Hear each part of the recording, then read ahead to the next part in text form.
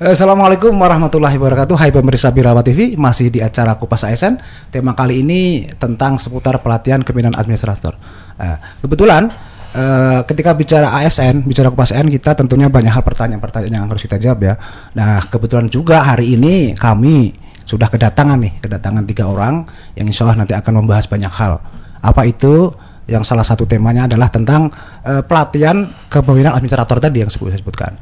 Nah, saya Ahmad Raufik nanti akan memandu kegiatan ini. Kita akan berbicara, kita akan bertanya, akan dijawab juga apa sih pentingnya pelatihan-pelatihan tersebut.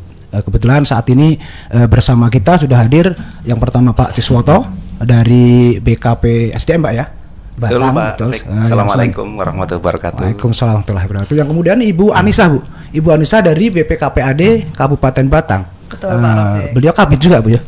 Bisa disampaikan Bu kabit apa mungkin di BPKPAD? Kebetulan kami menjabat kabit penagihan, evaluasi dan pelaporan pajak daerah dan retribusi daerah. Oke, selanjutnya Pak Yulianto Pak ya dari Dinas Pendidikan Pak. Iya betul. Monggo silakan Pak Yuli bisa kenalkan diri. Saya Yulianto dari Dinas Pendidikan dan Kebudayaan Kabupaten Batang. Saat ini saya menjabat sebagai Kepala Bidang Pembinaan Sekolah Dasar. Oke, selanjutnya saya ingin memperdalam apa itu tujuan daripada pelatihan ini Pak. Pertama ini pertanyaan harus saya sampaikan ke Pak Tiswoto dulu kelihatannya ini. Tujuan daripada pelatihan ini apa sih Pak gitu? Urgensinya apa bagi ASN itu? Ya, baik Pak Raufik. PKA, PKA atau pelatihan kepemimpinan administrator. Ini kalau kita mengacu pada peraturan Lembaga Administrasi Negara nomor 5 tahun 2022 tentang penyelenggaraan pelatihan struktural kepemimpinan administrator adalah pelatihan kepemimpinan yang diselenggarakan dengan tujuan untuk meningkatkan kompetensi manajerial bagi pejabat administrator. Nah, pejabat administrator itu bisa saja kabit, camat, terus sekretaris, kabak. Tujuannya seperti itu Pak. Oh gitu, oke. Kemudian barangkali perlu kita sampaikan juga bahwa dalam rangka meningkatkan kompetensi kepemimpinan manajerial eselon 3 tersebut, pemerintah Kabupaten Batang melalui BKP SDM Kabupaten Batang bekerja sama dengan BPSDMD Provinsi Jawa Tengah. Ini setiap tahun kita mengirimkan peserta PKA. Nah, untuk tahun ini kita mengirimkan 2 pejabat administrator ini yang luar biasa, Mbak Anis dan Mas Yuli.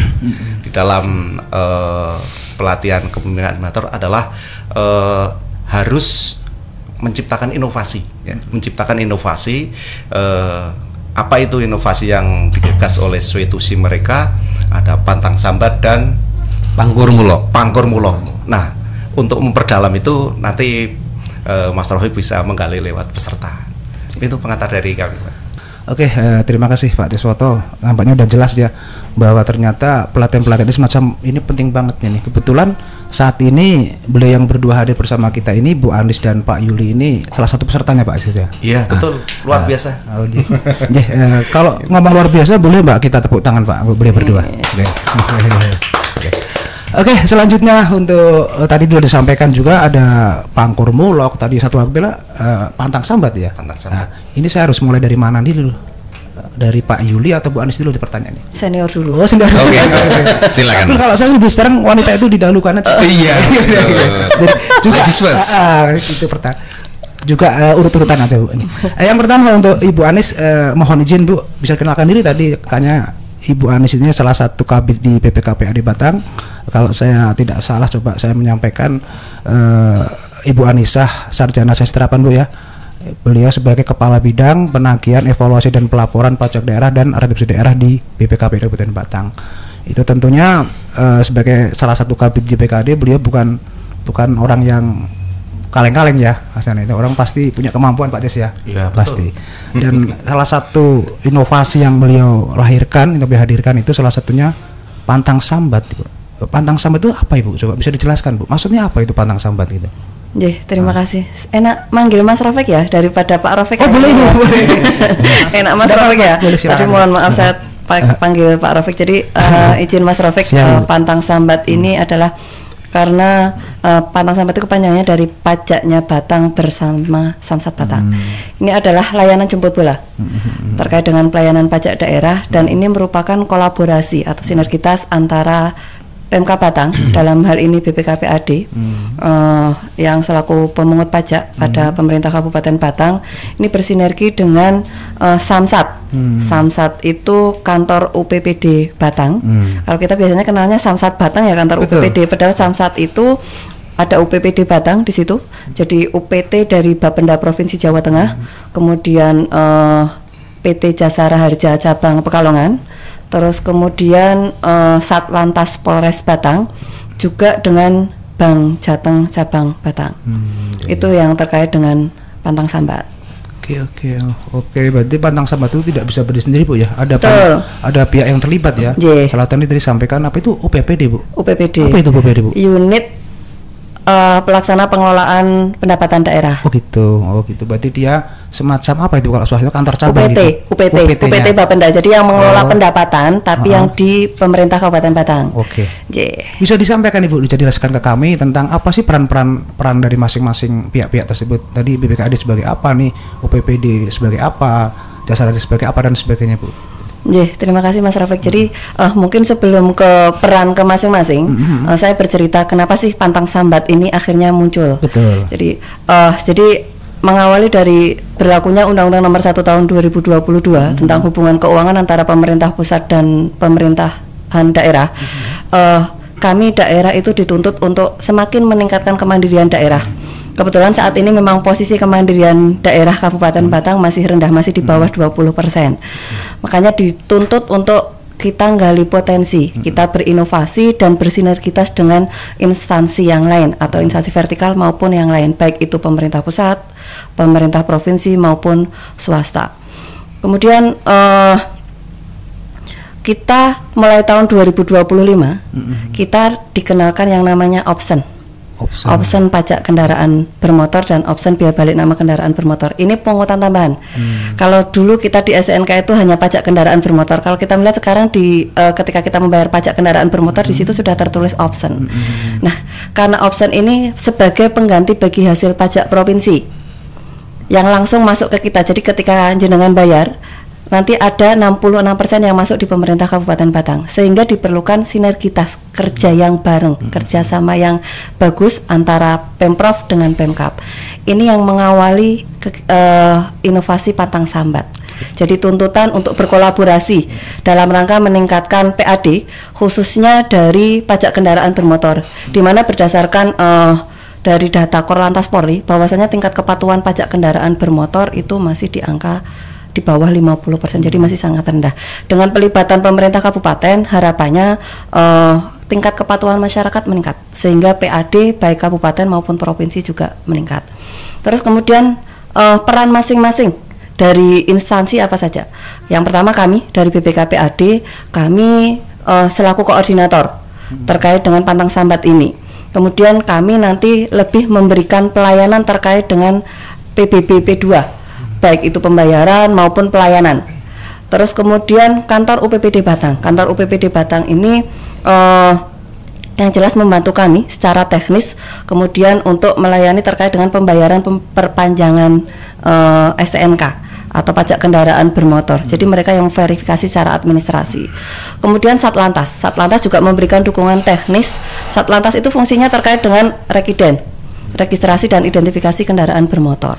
Terus kemudian PT Jasara Harja. Jasara Harja ini juga membantu teknis dan menjamin kepastian atau masuknya asuransi dan melindungi, menjamin perlindungan kepada wajib pajak sesuai dengan peraturan perundang-undangan.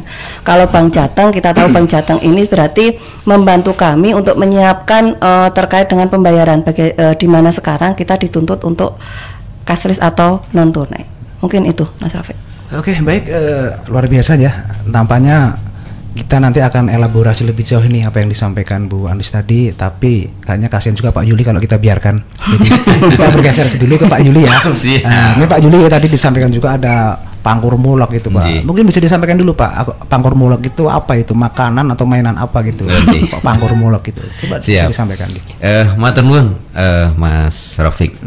Pangkur mulok itu sebenarnya merupakan akronim atau kepanjangan dari pengembangan kurikulum muatan lokal, di mana di kesempatan ini kami mengikuti diklat mengambil inovasinya adalah pengembangan kurikulum muatan lokal Pangkur Mulok jenjang sekolah dasar di Dinas Pendidikan dan Kebudayaan Kabupaten Batang.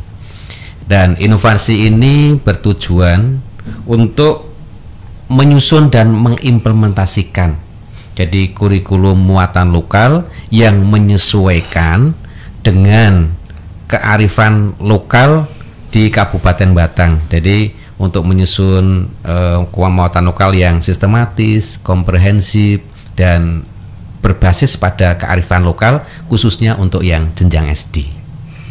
Kemudian latar belakangnya kenapa harus mengambil Pangkur Mulok? Karena di Kabupaten Batang saat ini untuk kurikulum muatan lokal itu belum optimal dalam rangka untuk membentuk karakter siswanya, kemudian kecintaan siswa terhadap budaya lokal dan lingkungannya, sehingga ini perlu dikembangkan. Yang semula itu muatan lokal di Kabupaten Batang itu untuk yang jenjang SD dari kelas 1 sampai kelas 6 itu budidaya ubi kayu, kami mencoba untuk bisa lebih dikembangkan lagi agar tujuannya dalam membantu membentuk karakter serta kecintaan siswa terhadap budaya dan lingkungan daerah sekitarnya itu bisa meningkat. Maka perlu ada terobosan, dalam hal ini adalah melalui Pangkur Mulok, pengembangan kurikulum muatan lokal. Demikian Mas. Oke ya, jadi beliau menyampaikan satu hal tapi 3 pertanyaan terjawab. Apa maksud dari Pangkur Mulok, terus tujuannya apa, sampai latar belakang disampaikan. Jadi luar biasanya, insya Allah Batang tidak rugi punya beliau-beliau semacam ini. Ya. Amin. Okay. Selanjutnya mungkin kembali ke Bu Anis lagi nih, karena porsi permon harus diperbanyak Pak. Gitu. Karena katanya gitu, kata penelitian, tapi saya tidak tahu ya Pak akurasi penelitian tersebut, jumlah wanita lebih banyak daripada laki-laki, 6:1. Tidak tahu itu penelitian kapan, saya tidak tahu. Kesetaraan gender. Gitu aja. Tapi jadi kembali ke Bu Anis Bu, mungkin manfaat dari apa itu inovasi yang jenengan lahirkan itu, Pantang Sambat itu apa sih Bu itu? Terima kasih Mas Rafiq. Dengan adanya Pantang Sambat ini sih harapannya kami dari pemerintah Kabupaten Batang memberikan kemudahan bagi masyarakat atau wajib pajak, khususnya masyarakat dalam pembayaran pajak, baik itu khususnya di PBB, karena masyarakat itu identiknya dengan PBBP2, yang banyak kan PBBP2 maupun pajak kendaraan bermotor sekaligus option pajak kendaraan bermotor. Dengan kemudahan yang kami berikan, harapannya adanya peningkatan kepatuhan pajak masyarakat yang endingnya adalah peningkatan PAD di Kabupaten Batang khususnya dari sektor pajak, sehingga pembangunan maupun pelayanan publik di Kabupaten Batang juga semakin meningkat. Itu manfaat. Oke, luar biasa sekali ya harapan itu. Harapan Bu ya. Oke, semoga harapannya tercapai Bu. Amin. Kembali ke Pak Yuli. Apa ini dampak atau manfaat yang bisa dirasakan dari Pangkur Mulok itu apa Pak? Mungkin secara langsung atau tidak langsung mungkin? Karena melalui Pangkur Mulok ini ada beberapa inovasi baru, yaitu yang merubah semula hanya budidaya ubi kayu menjadi beberapa bagian. Kami mencoba untuk bisa mengembangkan pengembangan kurikulum muatan lokal tidak hanya berpaku pada satu materi saja, tetapi cakupan dan variasinya bertambah. Dalam hari ini adalah membentuk sikap, keterampilan, dan pengetahuan dari siswa itu sendiri, yaitu antara lain kita menyusun untuk yang kelas 1 sampai dengan kelas 3 atau kelas bawah itu muatan lokalnya budaya dan lingkungan. Kemudian setelah agak besar sedikit masuk ke kelas 4, 5, dan 6, muatan lokalnya ditambah dengan pendidikan dasar kewirausahaan, sehingga setelah mengenal budaya dan lingkungannya, mereka dilatih untuk bisa mengenalkan juga entrepreneurship. Jadi pendidikan kewirausahaan sejak dini agar mereka mengenal apa saja yang bisa dikatakan wirausaha, kemudian siapa di lingkungan yang memang berhasil wirausaha, kemudian bagaimana untuk bisa memproduksi, bagaimana untuk bisa memasarkan, dan bagaimana untuk bisa sampai mendapatkan keuntungan. Karena nanti ini gayung bersambut dengan pendidikan sekarang yang berkembang, yaitu adanya proyek pelajar Pancasila. Pada saat gelar karya itu dikolaborasikan antara P5 dengan pengembangan kurikulum muatan lokalnya. Jadi biasanya pada saat gelar karya proyek penguatan pelajar Pancasila itu disatukan dengan kegiatan untuk basarnya dari pendidikan dasar kewirausahaan. Ini tentunya akan berdampak pada menambahnya pengetahuan, kemudian menambahnya karakter siswa yang lebih baik terhadap budaya dan lingkungannya, kemudian juga memiliki jiwa wirausaha meskipun hanya minimal, paling tidak ada pondasi dasar sudah dikenalkan, sehingga nanti kalau ke jenjang selanjutnya itu memiliki bekal. Itu Mas Rafiq yang dapat dimanfaatkan bagi siswanya. Kemudian untuk bagi para pendidik, Bapak Ibu guru bisa mengembangkan dengan adanya materi baru ini menjadi tantangan baru bagaimana untuk bisa mengajarkan yang asik dan menarik agar siswa itu bisa lebih memahami, lebih memiliki sikap, pengetahuan, dan keterampilan itu menjadi paripurna. Selanjutnya mungkin pertanyaan yang sama ke Bu Kabid ini, Bu Anis, yaitu tentang manfaat yang sudah terlihat. Manfaat apa yang sudah terlihat yang dirasakan masyarakat dari program atau inovasi Pantang Sambat ini? Terima kasih Mas Rafiq. Untuk manfaat yang sudah terlihat saat ini, kami kan kebetulan baru di launching baru minggu kemarin ini, sehingga baru mulai berjalan seminggu.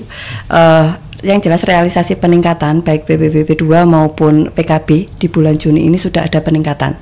Berarti sesuai harapan saya ada peningkatan realisasi dari PPBP 2 dan pajak kendaraan bermotor.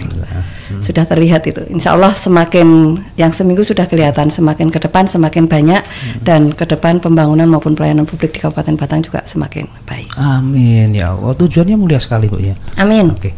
Pak Yuli, Pak Aces, dan Bu Anis, kayaknya ada satu pertanyaan dari saya ini tentang tantangan Pak, tantangan dari tantangan yang dihadapi lah ketika dengan mengembangkan Pangkur Mulok dan Pantang Sambat ini. Mungkin bisa disampaikan ke kami nih secara gambaran atau mungkin detail, boleh lah, tantangannya apa sih Pak yang dihadapi sampai dengan sekarang. Mungkin Bu Anis dulu, silakan Ibu. Baru saya mau lihat Pak Yuli, siapa dulu gitu. Pelayanan jemput bola, tantangan yang paling pertama itu ini juga dalam pemungutan pajak adalah tingkat kepatuhan masyarakat, kesadaran masyarakat dalam membayar pajak. Makanya kita perlu sosialisasi. Nah, alhamdulillah hari ini difasilitasi PMK Batang melalui Diskominfo, kita sebagai ajang sosialisasi. Harapannya dengan sering sosialisasi, kami juga sering melakukan ada peningkatan kesadaran masyarakat dalam membayar pajak. Ini menjadi tantangan kami dan selalu menjadi PR bagi BPKPAD. Terus kemudian yang kedua terkait dengan pelayanan jemput bola, ini terkait dengan SDM, di mana ada keterbatasan khususnya dari Samsat, karena Samsat kan sudah ada beberapa titik layanan, sehingga kalau kami sebelumnya kan sudah ada BPKPAD hadir, kami sering keliling kadang satu hari di 2 atau 3 titik. Ini menjadi problem. Namun juga sudah ada manajemen resiko di kami, sudah kita mitigasi. Nanti ke depan kami akan menggandeng Samsat Corporate, jadi bentuk kerjasama dengan pihak ketiga. Kami sudah menggandeng Koperasi Pemda Jaya nanti untuk memberikan pelayanan. Jadi pelayanan di Pantang Sambat itu bisa pelayanan komplit dengan tim Samsat komplit. Kami juga bisa nanti menggunakan Samsat Budiman. Kami bekerja sama dengan BUMDes yang ada di desa-desa. Ketika kita pelayanan di desa, ketika BUMDesnya juga belum ada, kami menggunakan Samsat Corporate, sehingga tim Samsat tidak perlu hadir, tapi pelayanan PKB tetap berjalan. Itu beberapa kendala yang kami hadapi. Oke, berarti kendalanya selain SDM juga Bu ya, fasilitas Bu ya, infrastrukturnya terkendala nggak Bu? Ada terkendala itu? Kalau alhamdulillah terkait dengan sarana, fasilitas kami mendapat bantuan, Pemkab mendapat bantuan dari Bank Jateng, layanan mobil layanan jemput bola. Jadi untuk Sarpras insya Allah sudah tidak ada kendala. Kami sudah komunikasi dengan Bank Jateng, kami komunikasi intens dengan UPPD atau Samsat juga. Alhamdulillah insya Allah tidak ada kendala. Oke, untuk satu kendala udah lepas ya. Lagi terkait itu dari kepatuhan, tingkat kepatuhan pemahaman masyarakat itu jadi kendala nggak Bu? Yang tadi saya sampaikan, pemahaman, kesadaran ini masih menjadi PR bagi kami BPKPAD selaku pemungut pajak. Upaya sudah kita lakukan, sosialisasi termasuk ketika kita pelayanan jemput bola melalui BPKPAD hadir, sosmed kita juga kita maksimalkan. Alhamdulillah hari ini juga dibantu. Semoga semakin ke depan dengan lebih kita intens sosialisasi, masyarakat akan lebih memahami pentingnya pajak sehingga kesadaran meningkat. Oke, berarti inovasi dari BPKPAD itu tidak hanya yang pertama ini Bu ya, ada PH juga tadi apa? BPKPAD hadir, PH hadir, inovasi juga itu pansi pelayanan dan kemudian diperkuat mungkin dengan inovasi yang terbaru yaitu Pantang Sambat. Kolaborasi. Halnya Pak Yuli terkait dengan tantangannya apa ini Pak? Tantangan yang dihadapi Pak dalam pengembangan Pangkur Mulok ini Pak? Tantangan atau hambatan terkait dengan pengembangan kurikulum muatan lokal atau Pangkur Mulok jenjang SD itu adalah keterbatasan bahan ajar yang berbasis lokal. Kemudian juga tantangan berikutnya adalah setelah materi tersaji, bagaimana agar bahan ajar ini bisa tersampaikan kepada siswa itu secara standar dari satu kabupaten. Ini yang memerlukan adanya persamaan persepsi, dan itu harusnya antara satu kecamatan dengan kecamatan yang lain, pengampu guru kelas itu memiliki kesamaan metode dalam pengajaran. Ini yang menjadi tantangan karena SD di Kabupaten Batang ini ada 454, sehingga kalaupun kita harus melakukan satu sosialisasi atau diseminasi, ini memerlukan ruang tempat yang tersendiri waktu, sehingga kami mencoba mengoptimalkan melalui FGD yang kami laksanakan dengan mengambil atau menghadirkan dari perwakilan kepala sekolah, perwakilan guru, dan perwakilan pengawas SD dari seluruh kecamatan di Kabupaten Batang ini. Harapannya mereka bisa melakukan diseminasi, penyebaran ulang kepada teman-temannya, baik itu melalui KKG maupun kegiatan pertemuan lain. Bahkan juga karena sekarang dikembangkan adanya hari belajar guru, jadi dalam satu minggu guru-guru menyempatkan waktunya untuk bisa belajar. Itu salah satunya adalah mengupas terkait bagaimana agar pembelajaran muatan lokal ini, Pangkur Mulok, bisa diajarkan ke peserta didik yang terstandar satu kabupaten. Jadi antara Kecamatan Batang tidak beda cara pengajaran maupun asesmennya atau penilaiannya di Kecamatan Limpung dan selanjutnya demikian, sehingga standar itu yang perlu disamakan, sehingga kalau ini bisa berjalan, harapannya ya kendala itu bisa teratasi. Pertanyaan nih Pak Asis yang paling tepat, nanti bisa ditanggapi lah, Ibu bisa menambahkan, Pak Yuli juga, tentang keberlanjutan nih Pak.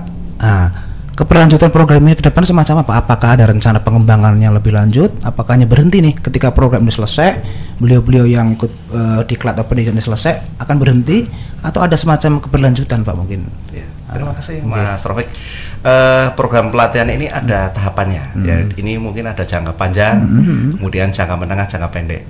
Jadi nanti masih ada keberlanjutan, kemudian nanti di akhir tahun biasanya akan kita lakukan monitoring dan evaluasi. Oke, kalau Bu Kapit dan Pak Yuli atau Pak Kapit ya mungkin ya, atau Bu Anis dan Pak Yuli ini harapannya apa ini tentang keberlanjutan ini? Apa akan terus mengembangkan inovasinya atau udah cukup kalau sudah selesai, ngapain repot-repot gitu? Mas Yuli Rian apa dalam? Ya, saya mungkin. Oh siap. Boleh. Senior. Yang tua dulu. Terkait dengan memang kita sudah merencanakan terkait dengan keberlanjutannya, mulai bagaimana kita menentukan untuk yang harus diselesaikan di jangka pendek, kita sampai kepada implementasinya, kemudian kita juga mengevaluasinya untuk dilaksanakan dalam jangka menengahnya. Mungkin yang kemarin kami masih baru mengadakan untuk FGD, Forum Group Discussion, dan implementasi. Selanjutnya juga implementasi akan tersebarkan ke semuanya, karena Pangkur Mulok yang kami kembangkan ini untuk jenjang SD itu terbagi menjadi 3. Yang tadi sudah kami sampaikan, 2 diantaranya adalah budaya dan lingkungan, kemudian 2 pendidikan dasar kewarganegaraan, dan bahasa Jawa yang kita mengadopsi kearifan lokal Kabupaten Batang. Ini yang ke depan memang kita kembangkan sekali, karena dari ketiga materi ini, muatan lokal ini menyentuh sekali untuk pengembangan karakter siswa, agar siswa selain memiliki kecerdasan spiritual, intelektual, juga tata keramanya bisa dimiliki oleh siswa-siswa kita. Oke, luar biasa sekali. Baik, pemirsa Birawa TV, kalau kita berbicara perpajakan atau istilah pajak itu sudah sering kita dengar ya di berbagai tempat berinformasi. Pajak itu apa, pengertiannya apa, udah sangat jelas ini. Kayaknya kita juga butuh tahu ya pemirsa tentang pengertian muatan lokal ini, Pak. Dari tadi saya juga bingung, ini muatan lokal itu maksudnya apa gitu loh, Pak. Bisa diperjelas mungkin ya dimaksud muatan lokal. Terkait dengan muatan lokal, ini kita mendasari kepada Peraturan Menteri Pendidikan bahwa nomor 78 tahun 2014 tentang muatan lokal atau mulok kurikulum 2013, di mana ada kewenangan daerah untuk bisa membuat satu bahan ajar yang berbasis pada potensi daerah atau kearifan lokal.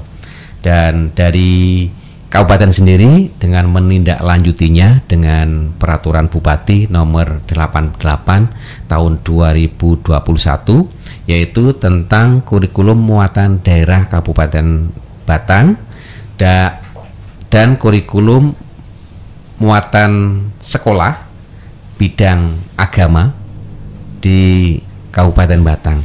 Jadi khususnya untuk jenjang SD, sehingga dengan 2 regulasi ini kami mencoba untuk bisa menjabarkan agar kurikulum muatan lokal Batang itu memang yang sesuai diinginkan dan memiliki karakter khusus, serta kita tidak terlepas dari tujuan pendidikan kita, yaitu memberikan peningkatan sikap, pengetahuan, dan keterampilan siswa. Kemudian kita tambahkan dengan siswa kita memiliki tata krama yang baik. Oke, luar biasa Pak Yuli. Tadi ada yang kelewat kita Pak. Saya belum tanya ke Bu Anis nih Bu ya. Manfaatnya Bu, keberlanjutannya itu loh Bu. Jangan-jangan sama nih. Kalau sudah lulus, pelatihan sudah selesai, saya nggak mau mikir lagi nih, ya, gitu lah. Bisa disampaikan Bu keberlanjutan semacam apa yang diharapkan itu. Terima kasih Mas Rafiq. Tak kirain tadi lupa Pak. Wis krungu suara madune Pak Yuli karo aku dadi kalender Mas. Terkait dengan keberlanjutan tadi yang seperti disampaikan oleh Mas Ces, bahwasanya kami saat ini implementasi masih di jangka pendek, di mana di jangka pendek kami tujuannya adalah lebih ke tingkat kepatuhan ASN. Makanya kami kemarin launchingnya di lingkungan Seda, karena kami di ASN. Kemudian untuk jangka menengah kami lebih fokus nanti layanan jemput bola ini akan kami laksanakan di Kecamatan Batang. Harapannya 21 desa kelurahan bisa kami puteri. Semoga desa ke depan semakin mau untuk diajak kerjasama untuk layanan jemput bola. Kemudian di jangka panjangnya kami akan melakukan di seluruh Kabupaten Batang, di 14 kecamatan lainnya terkait dengan pelayanan jemput bola pantang sambat ini. Harapannya kemarin yang ASN ada peningkatan, ini juga nanti di masyarakat juga ada peningkatan yang cukup signifikan, sehingga ke depan kemandirian daerah juga akan semakin meningkat. Kita sudah tidak di titik rendah, minimal sudah naik di angka sedang. Harapannya sih nanti masyarakat mau untuk bareng-bareng terkait dengan pelayanan jemput bola ini, karena ini butuh diawasi bareng-bareng terkait dengan pelayanan jemput bola ini. Mungkin itu Mas Rafiq. Oke, terima kasih Pak Sis, Bu Anis dan Pak Yuli. Kalau kita mau ngobrol ini kayaknya panjang sekali ya. Jadi pemirsa Birawa TV, sebetulnya masih banyak yang perlu saya tanyakan ke beliau juga lah, yang perlu kita ketahui juga. Nah ini terakhir nih Pak, sebelum nanti saya tutup, ada nggak itu pesan-pesan yang ingin disampaikan ke Pak Sis, mungkin nanti juga Bu Anis, Pak Yuli, kepada pemirsa Birawa TV, mungkin juga kepada para pendidik, akademisi, masyarakat, aparatur sipil negara, termasuk pemangku kepentingan itu. Pesan apa yang ingin disampaikan dari inovasi-inovasi semacam ini? Siapa dulu, Mas Rafiq? Pak Aziz dulu boleh. Pak Aziz mungkin terkait dengan keberlanjutan pelatihan ini, harapannya apa yang mau disampaikan masyarakat, latihan semacam itu akan berlanjut atau semacam apa gitu Pak Aziz? Silakan. Terima kasih Mas Rafiq. Berbagai upaya yang dilaksanakan oleh pemerintah Kabupaten Batang dalam rangka pengembangan ASN, salah satu diantaranya adalah pelatihan kepemimpinan administrator. Ini yang diikuti oleh Mbak Anis yang luar biasa, ini Kabid dari BPKPAD, dan Pak Yuli ya yang dari Disdikbud. Inovasinya luar biasa, pantang sambat dan pangkur mulok. Ini diharapkan akan memberikan kontribusi dan inovasi bagi daerah, sehingga diharapkan dengan inovasi yang digali oleh peserta PKA ini akan memberikan pelayanan masyarakat menjadi lebih mudah. Begitu. Oke, mungkin Ibu Anis ini punya apa yang perlu disampaikan ke masyarakat dan semua pemangku kepentingan. Terima kasih. Yang ingin saya sampaikan ke masyarakat, monggo masyarakat Kabupaten Batang, pajak itu sangat penting untuk pembangunan. Begitu juga untuk peningkatan pelayanan publik yang ada di Kabupaten Batang. Tagline kita, pajak daerah untuk pembangunan daerah. Monggo dengan kemudahan yang kita berikan dari pemerintah Kabupaten Batang melalui pantang sambat untuk pembayaran PBB dan pajak kendaraan bermotor bisa dimanfaatkan oleh masyarakat. Jadi sekarang membayar pajak tidak perlu repot-repot ke Bank Jateng, mungkin yang susah, atau mungkin pajak kendaraan bermotor harus datang ke kantor Samsat, akan menyita waktu. Sekarang bisa dimanfaatkan pantang sambat. Nanti di pantang sambat juga akan kami lakukan sosialisasi sehingga masyarakat lebih memahami pentingnya pajak daerah untuk pembangunan daerah. Mungkin itu Mas Rafiq. Pak Yuli gimana Bang? Pertanyaannya sama aja Pak.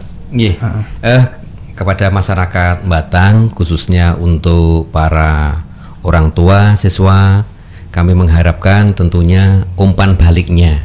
Setiap program yang dikembangkan, setiap materi yang diajarkan tentu tidak hanya cukup hanya di bangku sekolah, tetapi pengembangan di rumah juga perlu dikembangkan lebih lanjut, utamanya untuk yang bahasa Jawa, basa Jawa, nguri-nguri ngangsu kawruh basa Jawa niko nanti bisa dikembangkan di rumah, karena kalau interaksi di sekolah hanya terbatas, maka pengembangannya adalah di rumah, sehingga penanaman budaya yang lingkungan, kemudian dasar kewirausahaan serta bahasa Jawa atau basa Jawa yang diajarkan di sekolah, alangkah lebih mantapnya manakala di keluarga juga bisa dikembangkan. Dan kepada para masyarakat, manakala memang ada beberapa materi yang perlu disampaikan saran masukannya ke kami, tentu kami akan menerima dengan baik untuk perbaikan. Tentunya ini sesuai dengan temanya, sesuai dengan muatannya yang dipergunakan atau diperuntukkan bagi siswa jenjang sekolah dasar. Kemudian untuk para akademisi, masukan sarannya terkait dengan materi maupun silabusnya atau bahan ajarnya ya kami nantikan, karena kesemuanya adalah demi baiknya untuk pendidikan di Kabupaten Batang dalam rangka mencerdaskan kehidupan bangsa. Oke, baik pemirsa Birawa TV dimanapun Bapak Ibu berada, kupas ASN itu suatu yang menarik ya. Beliau juga menyampaikan banyak hal, hanya jawabannya juga daging semua nih, tulang-tulangnya hampir nggak ada. Misal ada pun lunak tulangnya jadi. Gitu aja. Mas Rafiq, izin mungkin sebelum ada tambahan mungkin boleh, Bu, dari silakan, saya.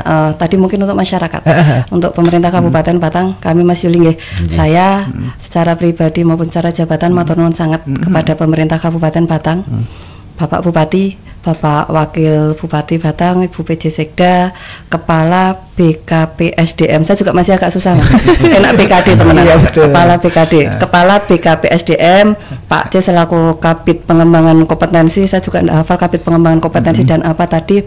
Terima kasih sudah memberangkatkan kami, memfasilitasi kami untuk pengembangan kompetensi kami. Ini sangat bermanfaat, sehingga perlu sering dilakukan oleh BKPSDM untuk memberangkatkan dan ditambah kuotanya. Betul, ditambah kuotanya. Asal yang terakhir jangan Mbak Anis tambah anggaran. Saya mau begitu. Saya kebetulan di saya dari BPKPAD, dia yang bisa menjawab. Siap. Okay. Karena ini sangat bermanfaat. Minimal ketika satu orang dipaksa berangkat ada satu inovasi. Tapi harapannya seperti yang tadi disampaikan, inovasi ini selalu berkelanjutan dan benar-benar bermanfaat khususnya bagi masyarakat. Kalau tidak berangkat belum tentu kita bikin inovasi kan, iya kan. Betul. Nah ini memang kadang ASN ataupun masyarakat memang perlu dipaksa, tapi paksa ini untuk kebaikan. Gitu Mas Rafiq. Oke, luar biasa sekali. Apa ya? Itu harapan Bu ya? Harapannya, harapan yang sangat bagus sekali. Demikianlah pemirsa Abirawa TV dimanapun saudara berada. Kupas ASN kali ini episode pertama deh Pak Sisa. Episode pertama dan insyaallah akan ada tindak lanjut, ada kelanjutan nih program semacam ini akan berlanjut. Mungkin kalau hari ini kita berbicara tentang pelatihan ya Pak ya, tentang pelatihan kepemimpinan administrator, bisa jadi nih mungkin di kesempatan lain kita akan bertemu dengan tema-tema yang lain yang pastinya temanya tidak kalah seru Pak sih. Bisa nambahkan sedikit Mas. Siap, boleh Bapak, silakan. Terkait dengan program yang sangat bagus ini. Betul. Nanti ke depan akan kita rencanakan podcast berikut yang lebih menarik. Kemarin tentang pengembangan kompetensi ataukah diklat teknis, kemudian pelatihan kepemimpinan yang lain. Pelatihan kepemimpinan sebetulnya tidak hanya PKA. Itu ada PKN itu untuk eselon 2, kemudian atau JPT, kemudian ada PKA itu yang administrator, dan PKP. PKP itu untuk pelatihan kepemimpinan pengawas, eselon 4, para kasih, kemudian kasubag gitu. Kemudian ada juga masih banyak pelatihan yang lain, itu variannya banyak sekali. Ada latsar, kemudian ada orientasi P3K, pelatihan teknis, fungsional, itu varian-varian, dan mungkin nanti akan kita kemas secara menarik pada episode yang akan datang begitu. Siap. Oke, pemirsa Abirawa TV khususnya ASN nih, tolong dicatat apa yang beliau sampaikan itu. Nanti tagih ya, gitu ya, ditagih. Karena janji program Pak rencana. Karena untuk pengembangan kompetensi kita support. Siap. Oke, terima kasih. Baiklah, yang pasti dari dua inovator kita ini, orang-orang yang memang terpilih di Kabupaten Batang, harapannya kegiatan-kegiatan bagus semacam ini tidak berhenti pada satu tempat. Tentunya pajak itu semacam kewajiban dari masyarakat yang sudah diatur oleh peraturan perundang-undangan, bahkan undang-undang Bu ya. Kewajibannya itu undang-undang. Sama juga terkait dengan pendidikan Pak Sisa. Pendidikan pun sudah jadi amanat bagi pemerintah untuk masyarakat Kabupaten. Jadi tujuan daripada inovasi ini adalah menghadirkan pelayanan bagi masyarakat yang terbaik. Jadi mari kita bersama-sama dukung inovasi-inovasi dari pemerintah Kabupaten Batang, dari aparatur sipil negaranya untuk menjadi sebuah kebutuhan bagi masyarakat, sebuah inovasi layanan yang akan bermanfaat bagi kita semua. Tetap semangat, kita tunggu episode berikutnya. Saya Ahmad Rafiq, Assalamualaikum warahmatullahi wabarakatuh. Waalaikumsalam warahmatullahi wabarakatuh.